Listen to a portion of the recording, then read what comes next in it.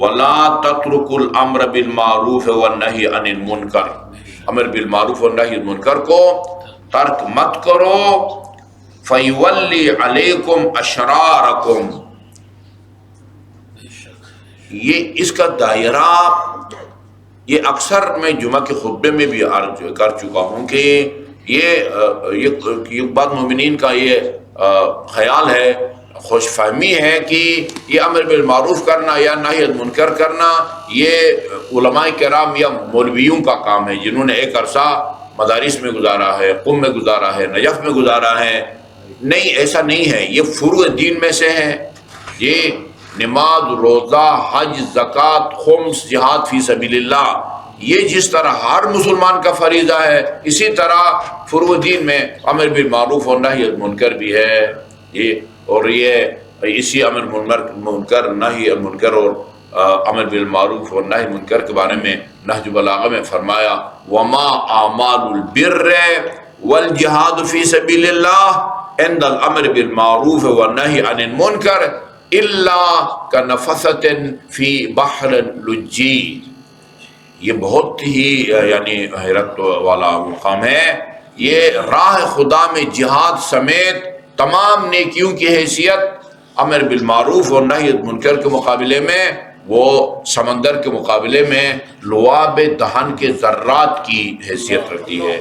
راہ خدا میں جہاد سمیت تمام نیکیاں ایک طرف اور امر بالمعروف اور نہی عن منکر یہ ایک طرف ہے. یہ امر بالمعروف اور نہی عن منکر انسان وہ منبر پر بیٹھ کے کر سکتا ہے، یہ اپنے اہل خانہ کو بٹھا کے کر سکتا ہے.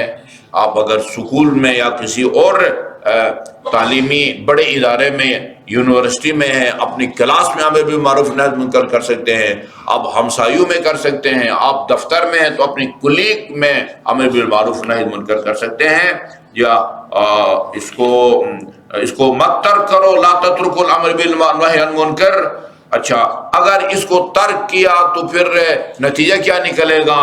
فَيُوَلَّى عَلَيْكُمْ أَشْرَارُكُمْ، اس کے نتیجے میں وہ تمہارے اوپر اشرار، معاشرے کے جو بدترین لوگ ہیں ان کو تمہارے اوپر مسلط کر دیا جائے گا. ثُمَّ تَدْعُونَ فَلَا يُسْتَجَابُ لَكُمْ، پھر ان اشرار سے نجات کے لیے تم دعائیں مانگتے رہو گے اور پھر اچھے اچھے لوگوں کی دعا کو بھی اللہ تعالیٰ قبول نہیں فرمائے گا. اس کے بعد فرمایا علیکم بالتواصل، تواصل ایک دوسرے سے رابطہ رکھنا، ایک دوسرے کے ساتھ میل جول رکھنا. علیکم بالتواصل والتبادل، بدل خرچ کرنا، یعنی ایک دوسرے کی ضروریات زندگی کا خیال رکھنا اور خرچ کرنا، یہ اس کا بھی خیال رکھو. وَإِيَّاكُمْ وَالتَّقَاطُعَ، اور کبھی بھی جو ہے نا وہ قطع تعلق سے بھی پرہیز کرو، قطع تعلق سے پرہیز کرو. وَالتَّدَابُرُ وَالتَّفَرُّقُ، تدابر ایک دوسرے کو پش دکھانا، دبر یعنی پش کو کہا جاتا ہے، یعنی ایک دوسرے کو پش نہ دکھو ہمیشہ، یعنی ایک دوسرے کے ساتھ جو ہے نا وہ اچھے تعلقات رکھو. وَالتَّفَرُّقُ، اور افتراق اور انتصار سے بھی بچو.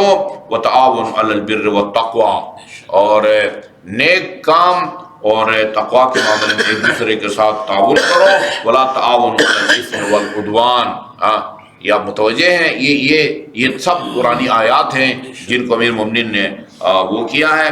اتقوا اللہ ان اللہ شدید العقاب، تقوی الہی اختیار کرو، اللہ تعالیٰ کا عقاب اور سزا سخت ہے.